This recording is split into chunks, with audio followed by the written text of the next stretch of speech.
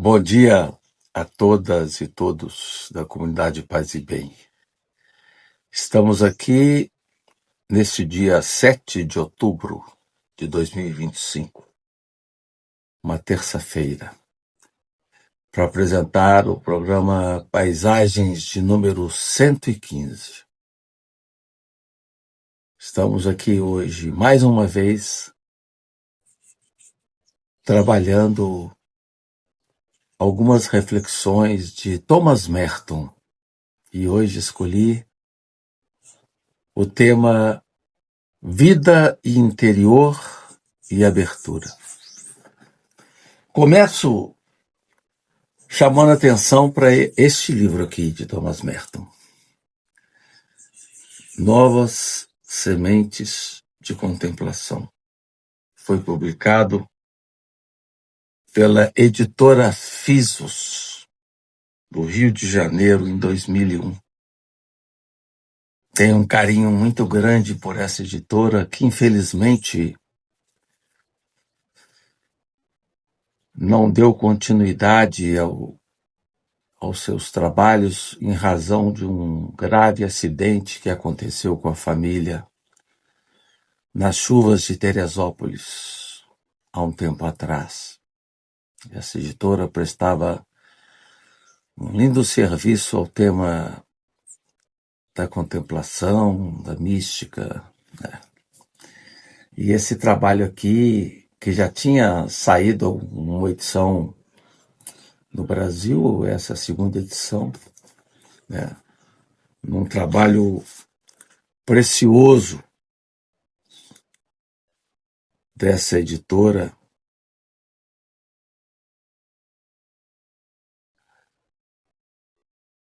e a tradução do livro foi feita pela irmã Maria Emanuel de Souza e Silva, beneditina de Petrópolis, grande beneditina, e uma religiosa do Brasil que se correspondia com Thomas Merton.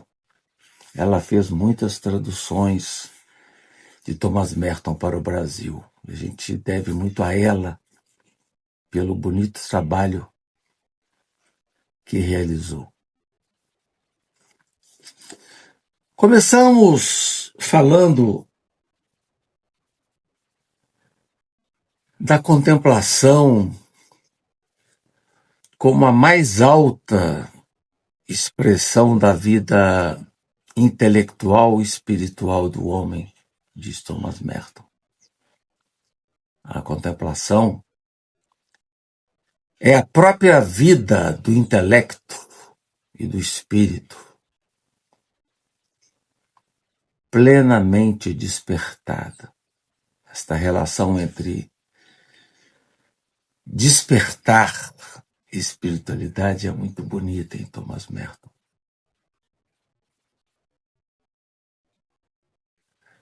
Falávamos no encontro passado, Paisagem 114, da solidão, da oração, do ponto virgem, né? E quando o Merton fala da solidão, que ele sempre muito prezou, tanto é que nos últimos tempos da sua vida ele conseguiu autorização para ser eremita ali em torno de 1,5 km da abadia onde ele residia, Getsemane, nos Estados Unidos. Ele fala sobre a solidão de uma forma muito precisa. Ele diz: a solidão é quando as cordas são largadas e o barco já não está mais preso à terra, mas avança para o mar sem amarras, sem restrições. Ele tinha uma grande alegria de ter conseguido essa autorização para viver como eremita. Ele dizia que ali no eremitério ele tinha uma grande alegria. E aqui eu cito uma passagem do seu diário, Merton na Intimidade. Não posso imaginar outra alegria na terra, além de ter um tal lugar, e nele ficar em paz, vivendo no silêncio, pensar e escrever, ouvir o vento e todas as vozes da mata. É uma experiência de espanto espiritual, de admiração, um temor espontâneo, reverencial, diante do caráter sagrado da vida. A contemplação é a consciência da realidade dessa fonte invisível, diz Merton. Tem a ver com música, com arte, né?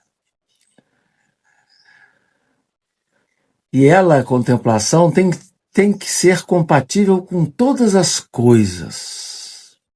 Nada é estranho à contemplação. É um dom, é uma tomada de consciência repentina, um despertar para a infinita realidade que existe dentro de tudo que é real. Eu adoro essa citação de Thomas Merton. A contemplação é um despertar para a infinita realidade que existe dentro de tudo que é real. É uma consciência viva do ser infinito, nas raízes de nosso próprio ser limitado. É quando se dá uma disponibilidade interior para captar a ressonância no mais íntimo do nosso espírito. Não há como explicar com clareza a contemplação. O que a gente pode fazer é insinuá-la, sugeri-la, simbolizá-la. Quanto mais objetiva ou cientificamente a gente busca analisar a contemplação, tanto mais a esvaziamos de seu conteúdo real. Porque a contemplação, ela ultrapassa a verbalização e os raciocínios. Trata-se da dimensão do eu mesmo em mistério existencial. É um despertar intuitivo em que nossa realidade se torna plenamente consciente de suas profundezas existenciais que se abrem ao mistério de Deus. Não há cogito, eu penso, para o contemplativo, nem tampouco ergo, portanto. Mas o que existe na contemplação é um sum, eu sou. Aqui o Merton faz referência ao cogito ergo sum de Descartes e fala que não há cogito nem ergo na contemplação, mas o sum, eu sou, no sentido da humilde realização do nosso ser misterioso. Como pessoas em que Deus faz com infinita doçura e poder inalienável sua morada. A contemplação é mais do que uma atenção, mas é muito atenção. É mais que um estado de reflexão.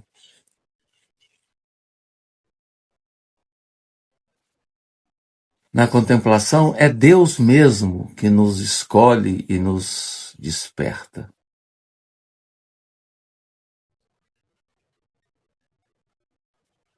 Cada instante traz germes de vitalidade espiritual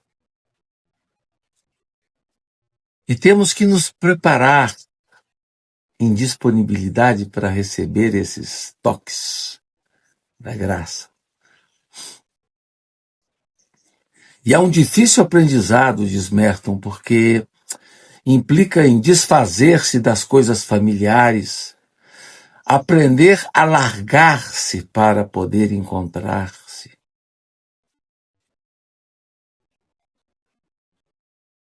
Nós não desapegamos das coisas para nos apegarmos a Deus, diz Merton.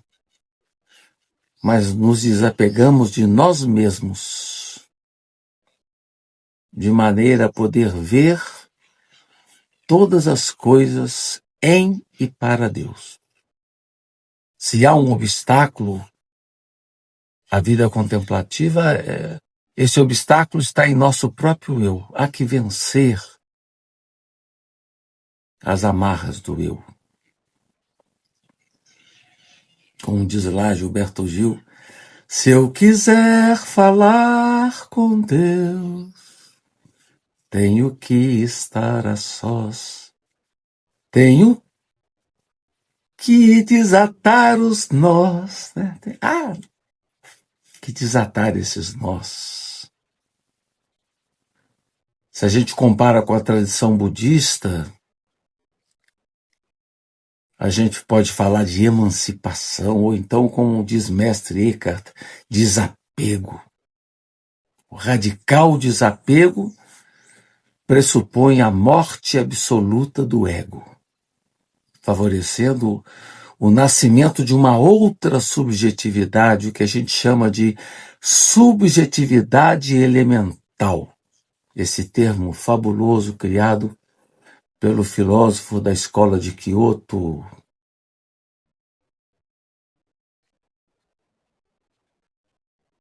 fundamental, Nishitani.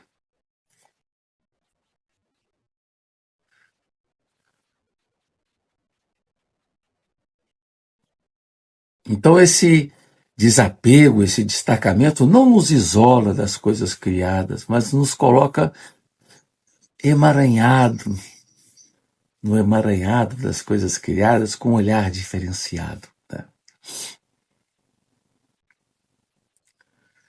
Quando Thomas Merton fala sobre os santos, ele nos ajuda a entender essa dimensão da contemplação. Ele fala, os santos eram santos precisamente porque estavam absortos em Deus. E por estarem absortos em Deus, tinham a capacidade única de ver e apreciar as coisas criadas. E é porque amavam a Deus, que amavam de forma única as criaturas e ao próximo. O olhar do santo torna toda a beleza sagrada e as mãos do santo tudo consagram às glórias de Deus. Na essência de cada criatura e no próprio centro da alma, o traço da união com a vida penetrada pelo amor. Tudo que vemos, tocamos e ouvimos nos purifica e planta em nós um pouco mais da contemplação desse lindo mistério. Há um outro livro de Thomas Merton que eu gosto muito também, que é este aqui. Homem algum é uma ilha. Nesta edição, que já é segunda no Brasil, né? Tinha sido publicado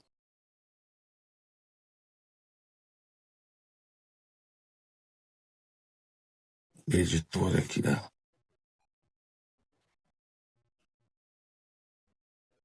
Editora Verus, de Campinas. Não é Campinas, não. Editora Verus, do Rio de Janeiro, numa linda tradução do Dom Timóteo Amoroso Anastácio, da Bahia. Gosto desse livro.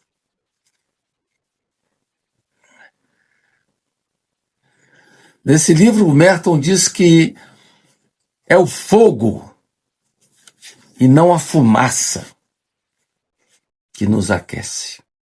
O que nós somos deve ser procurado nas invisíveis profundezas de nosso ser e não na reflexão exterior dos nossos atos. Daí o desafio essencial de aprender, de aprendizado, dessa comunicação de nós com nós mesmos.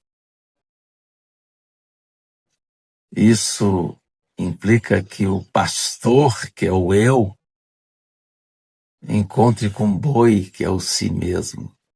Escrevi agora um livro com meu irmão Polica sobre esse itinerário da busca interior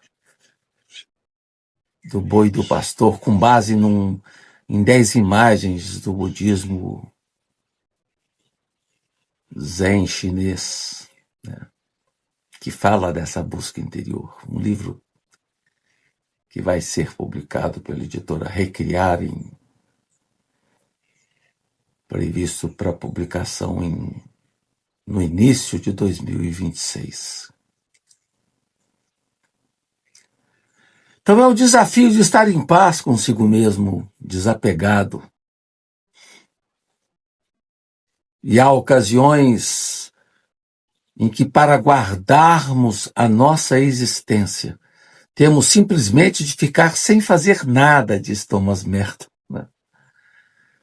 De ficar em sossego. Ele diz aqui, na página 114 de seu livro, é quando a nossa atividade é habitualmente desordenada, a consciência deformada não pode pensar em coisa melhor do que induzir-nos a multiplicar a quantidade dos nossos atos, sem prestar atenção à perfeição de sua qualidade.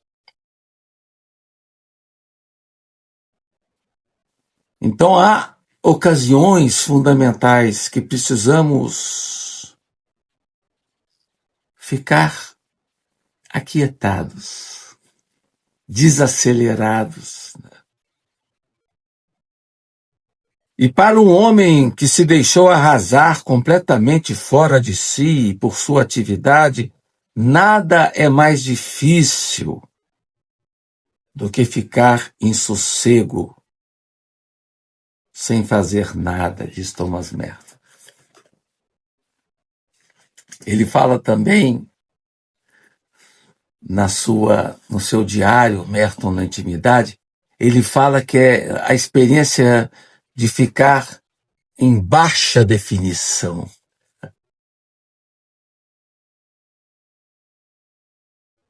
Como assinala Merton, não podemos ser felizes se pretendemos viver sempre no mais alto grau de intensidade. É necessário desacelerar. A felicidade não é questão de intensidade. A felicidade é questão de equilíbrio, de ordem, de ritmo e de harmonia.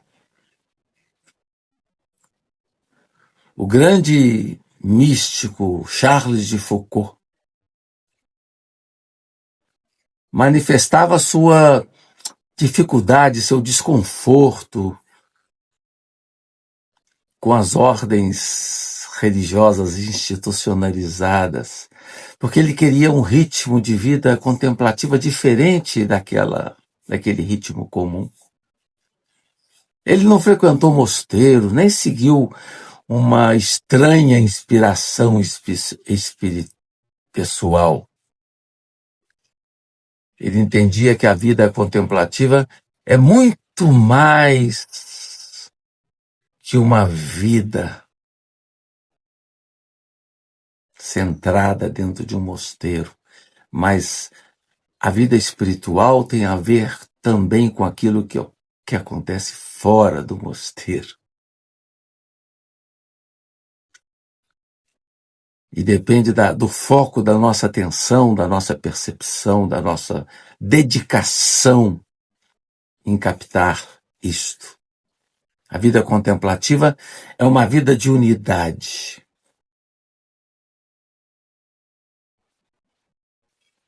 Há um equívoco em achar que a vida contemplativa é só você ficar ali, em si mesmado, sentado em silêncio, enrolado em si mesmo.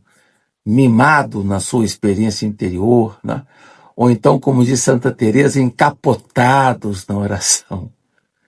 A vida contemplativa nos joga para o tempo, nos joga para a história com um olhar de encanto, né? Não é uma vida de fuga para dentro da mente. O verdadeiro contemplativo não está menos interessado na vida normal do que as outras pessoas. Não está menos atento ao que acontece no mundo. Ao contrário, está profundamente desperto. O fato de ser um contemplativo torna o ser humano capaz de um interesse maior e de uma atenção mais profunda ao que acontece no seu redor. O contemplativo é quem está mais afinado com o logos da presente situação do ser humano, mais imerso em seu mistério, mais familiarizado com seus sofrimentos mais profundos e sensível às suas esperanças visíveis. É quem está em profunda harmonia com o Tao. Como diz o Tao Te Ching, ou Dao De Jing, diz lá: acolhe o mundo em tuas mãos. Se acolhes o mundo, o Tao nunca te abandonará e serás como um recém-nascido. O Tao é o curso. Outros traduzem como caminho, conhecer a fonte ou retornar à raiz, como diz o texto. Faz com que o sujeito se torne tolerante, desinteressado, divertido e de coração puro. Eu aconselho muito a vocês fazerem a leitura do Tao Te Ching nas diversas traduções que existem em português. Merton fala, então, numa penetração contemplativa da realidade. O contemplativo é alguém que, estando perfeitamente unificado em si mesmo e recolhido no centro da própria humildade, entra em contato com a realidade por meio de uma proximidade que rompe a barreira entre sujeito e objeto. Se sente parte desse todo. Essa vida contemplativa como esse alicerce sólido, fundamental para a vida. Assim, queridos e queridas, damos uma pausa na nossa reflexão sobre Merton e voltamos na semana que vem para falar um pouco sobre a experiência interreligiosa de Merton, o seu doar-se no diálogo com as outras religiões. Agradeço a todas e todos que estão me ouvindo ou que vão me ouvir. Agradeço ao Felipe Albani por todo o apoio. E nos vemos, se Deus quiser, na semana que vem. Paz e bem.